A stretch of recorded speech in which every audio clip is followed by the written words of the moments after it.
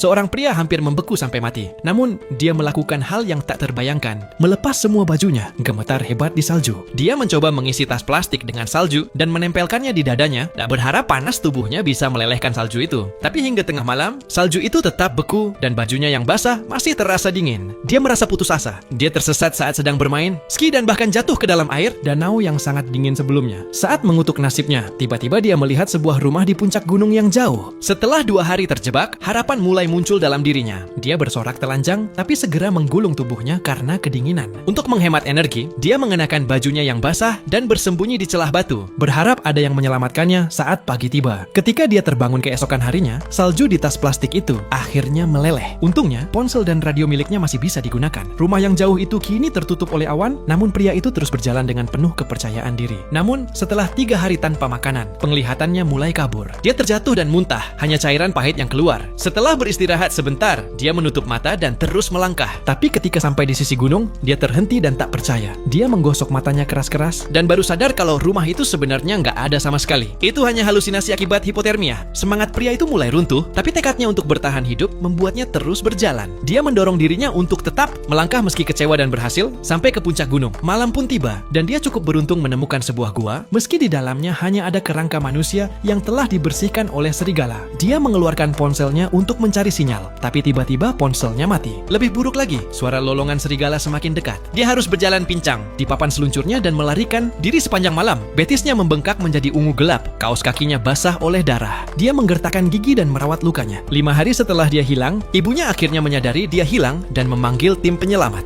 Tim segera mengirim helikopter untuk mencarinya, tapi pria itu terjebak di hutan lebat. Dia berteriak sekuat tenaga untuk menarik perhatian helikopter, tapi hanya melihat helikopter itu terbang menjauh tanpa bisa berbuat apa-apa. Keletihan, dia jatuh ke tanah dalam keputusasaan. Dalam tidurnya, dia teringat ibunya. Dengan tekad yang kuat, dia bertahan hingga hari ke-8. Dia memutuskan untuk mendaki gunung di depan, berhenti setiap beberapa langkah untuk memeriksa sinyal di radionya, hanya untuk kecewa setiap kali. Setelah yang terasa seperti keabadian, dia akhirnya mencapai puncaknya. Dengan penuh semangat, dia mengeluarkan radio itu, namun hatinya hancur. Tidak ada sinyal, dan baterainya hampir habis. Dia benar-benar menyerah, berbaring dengan tenang dan bersiap, merekam pesan perpisahan terakhir untuk keluarganya. Matanya perlahan terpejam. Yang tidak dia tahu adalah, pada detik terakhir sebelum radio itu mati, tiba-tiba muncul sinyal, dan helikopter perlahan terbang ke arahnya.